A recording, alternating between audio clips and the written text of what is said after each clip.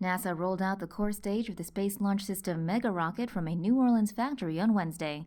BBC reports that the core stage was loaded onto the Pegasus barge to sail down the Mississippi River for testing at the Stennis Space Center.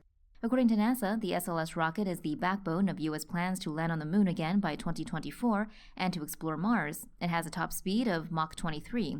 NASA states that the rocket's core stage is 212 feet tall and 27.6 feet wide, making it the largest booster ever built. The core stage features a forward skirt for housing avionics, a liquid oxygen fuel tank, an intertank that joins the booster's tanks, a liquid hydrogen fuel tank, and quadruple RS-24 engines. The 4 engines create more than 2 million pounds of combined thrust.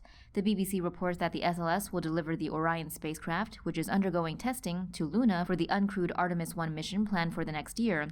According to European Space Agency, the Orion spacecraft will feature foldable solar panels and will orbit the Moon for the Artemis 1 mission.